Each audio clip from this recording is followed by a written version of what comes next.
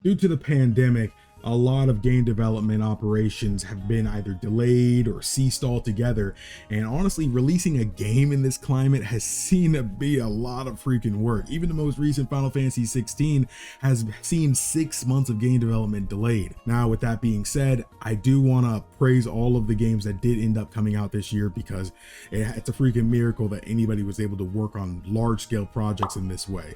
So I want to talk about my top 10 JRPGs that I played during 2021 that I think that everyone should be talking about or playing yourself if you haven't already. Again, this is just for games that I played that came out this year. I would be interested in making a video about games that I played this year that didn't actually come out this year, because there are a lot of those. So let me know in the comments if that's something you'd enjoy. But if you enjoy JRPG content or have a list of your own you want to share, let me know in the comments, and like the video and subscribe if you want more JRPG content. But with that being said, this is my list of the top 10 JRPGs of 2021.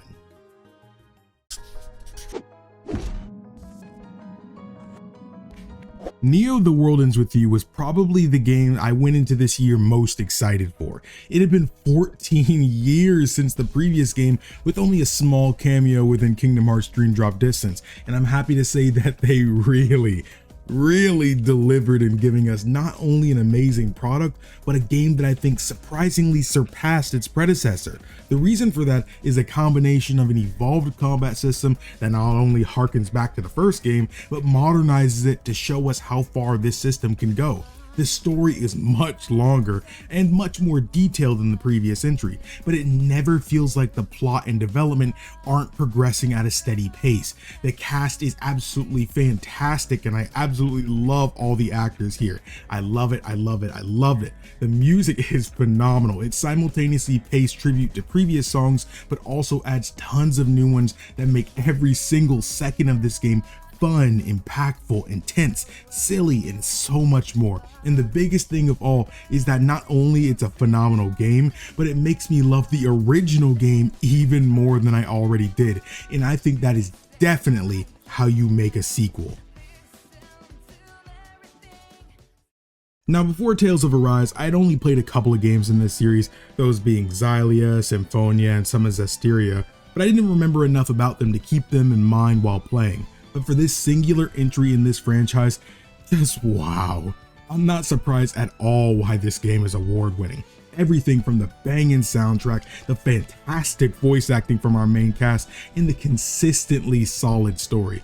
Though I do think the end game kinda drags out a bit longer than I'd like, I still found myself intrigued by the story, the state of the characters and their problems. I wanted to see how these arcs would close. Would they get better? Would they make it? The quality of writing for the narrative actively made me bond more with these characters, which made me as a player enjoy combat so much more too, as I love the people I fought alongside, and I had motivation in turn to see each battle through to the end. This is an incredible game, and I can't recommend it enough. Now, I never played the previous 2 games in the series, but as someone who's getting into Bravely Default now, I'm really glad this was the one I could start with, as it came to both Switch and PC, that being Bravely Default 2. I think my favorite thing about this game is the characters. They're not perfect by any means, but dang it, they're hard to not just enjoy seeing on screen.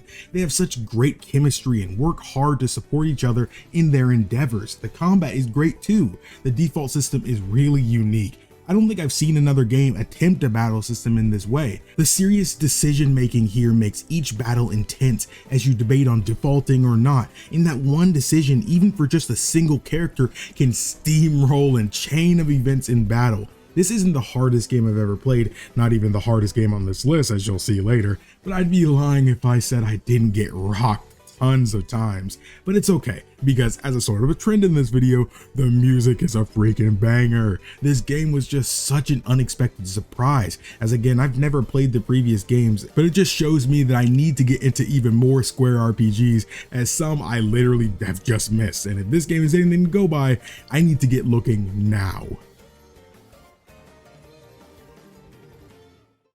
Now, Persona 5 Strikers, I made a video talking about this earlier this year for the game, but this one genuinely surprised me. As a fan of the Musou genre, I had certain expectations for this game.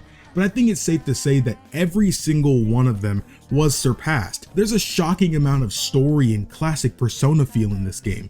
It's not just a generic hack and slash, it feels more like a traditional action RPG, and that is shocking. The combination of having to do basic attacks and interweaving your Persona skills, it genuinely feels more like an action RPG than a Muso. And on the topic of dungeon design, I'd even argue that here it felt more up my alley than even in Persona 5 itself. They really knocked it out of the park with this one. I wish they had even more music from previous games and other Atlus titles though, and it's even worse that the PlayStation version has shockingly terrible audio balancing with no settings to fix it, at least as of me having beat the game months ago, but also having beat it on PC where they did have customization settings. It made my experience so much better. This game worked as a great follow-up to Persona 5, and I honestly found myself enjoying it more than my base Persona 5 experience. Just don't tell the Persona community I said that. Though again, if you haven't played Persona 5, I do really think that will hamper your experience of this game, as again, it is a direct sequel to that game. So I feel a lot of the enjoyment of the plot itself kind of comes from previously established, character and relationships from these people. So just keep that in mind if you do want to pick it up for yourself. Shin Megami Tensei 5. This is the hardest game on the list, but nobody is shocked by that though. Now, I'm unfortunately not too experienced in Shin Megami Tensei, but as a newer fan, this felt like a great first entry. The premise here is really interesting, and this is honestly one of the most visually beautiful games Atlus has ever put out. It makes me wish the game wasn't just exclusive to Switch.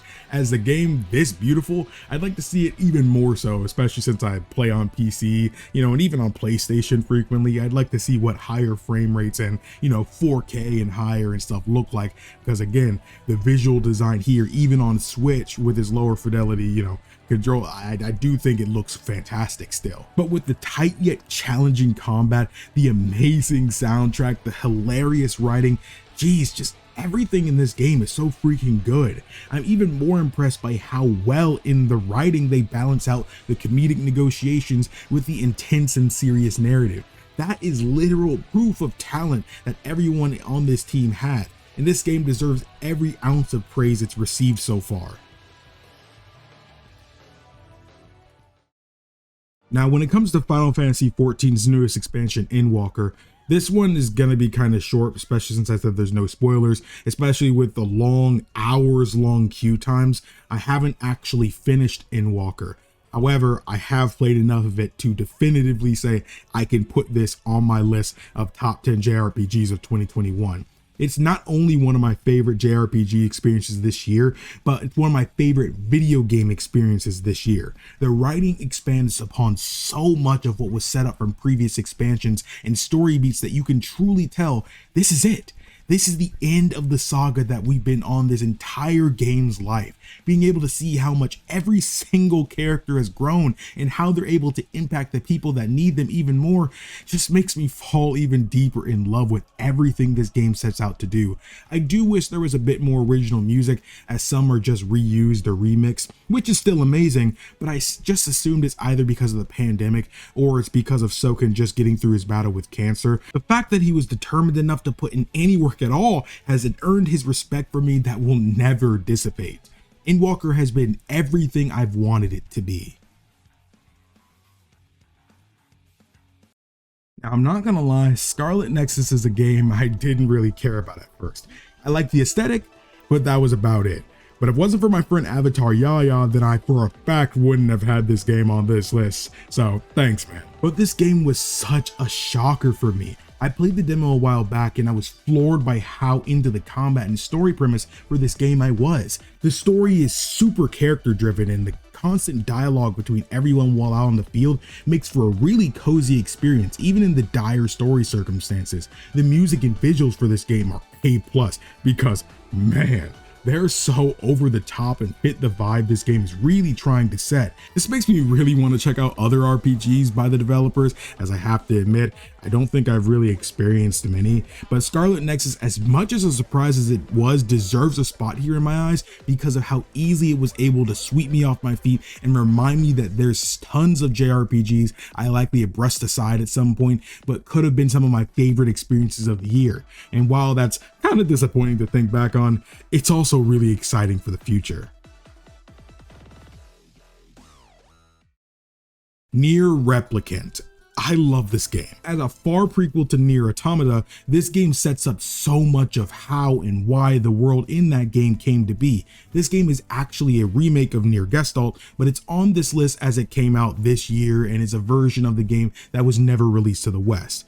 The voice acting is amazing. Zack and Ray Chase do fantastic as the younger and older versions of the main character respectively, and Laura Bailey as Kaine is a delight as always. The music for this game is likely some of my favorite on the list, as it was easy to just get lost in it along with the world. The story is super heavy with some really dark themes, but they're all handled in extremely mature ways, and it's earned so much respect from me with how it handled things alone. I love every single character in this game, and it really made me question who's right, who's wrong, what you do when everyone is wrong or when everyone is right.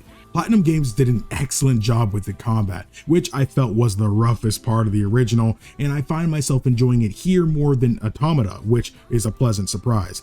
All in all, for this game, this was an experience that stuck with me long after I put the controller down, and with impact like that, I feel that's something to be praised for because not enough RPGs do that for me nowadays.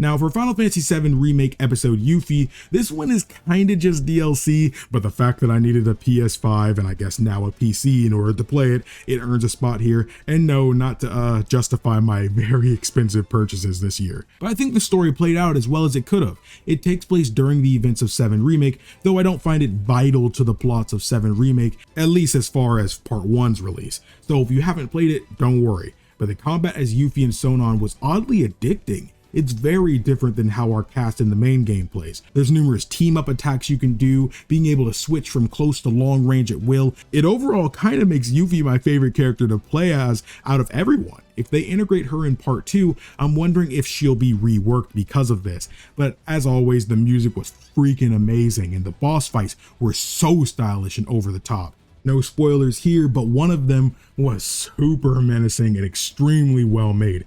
The actors here did a phenomenal job all across the board, and I'm excited to see what all this is going to play into in part 2. Again, while it's just DLC, I feel this was too highly anticipated and too well designed to not deserve a spot here. Now for Monster Hunter Stories 2, imagine if Pokemon only had 3 different elements of attacks, and that's this game. But I'm not saying this as a negative. In fact, I find this to be a breath of fresh air, as it's super polished and refined here. While the combat can be summarized as just rock, paper, scissors, I think that would be grossly unfair to say, as there are many more elements to its combat, with the different types of weapons for your character to use, having a partner, having to attempt to sync up with all of them, identify the enemy attack rotations, having the right monster for the situation. The game really gets the most out of this battle style. I enjoyed the first game in the amount that I played on mobile, but I feel this game does everything the first game tried to do, but pulls it off much better. The added voice acting, the dramatic story that adds an element of intrigue that I felt the first game was kind of lacking a bit too much of. The art style is really pretty and the character customization isn't half bad. I wish there were more black people hairstyles, but you know, beggars can't be choosers. The music was nice, but if I'm honest, I don't really find myself remembering too much of it. But this game is on this list because of how excellent the developers made the combat with such simple mechanics. The amount of depth here is just crazy, and I feel it deserves so much more praise. But yeah, those games were really freaking good, man. Some of them, like, I still think about today, and I just can't get out of my head, like the music from Neo 2E or that battle theme and in Tales of Arise, and then saying we gotta break through, and just that music starts hitting. Just like, there's so many games I just can't get out of my head. But again, there's a ton of JRPGs I can't get out of my head that didn't actually come out this year, but I played this year for the first time. So if you want a video about what those games are, let me know in the comments, as I'd love to be able to make that video too. This is actually the last video of 2021, so happy New Year's to everyone who's watching this, or have a good day if you're watching this in the future and it's not New Year's anymore. But thank you all so much for watching. Again, if you did enjoy this video, hit the like button for me. It shows me that you guys actually do enjoy these kinds of videos, and it encouraged me to do more and not waste your time on something you don't care about. And if you do enjoy JRPG content and want to see more from me, you can always subscribe to the channel, as I would really appreciate that, and get these videos for more people to be able to see. So thank you all so much for watching. My name is KingdomAce. Remember, everyone, to play some games, have some fun, and enjoy your day today.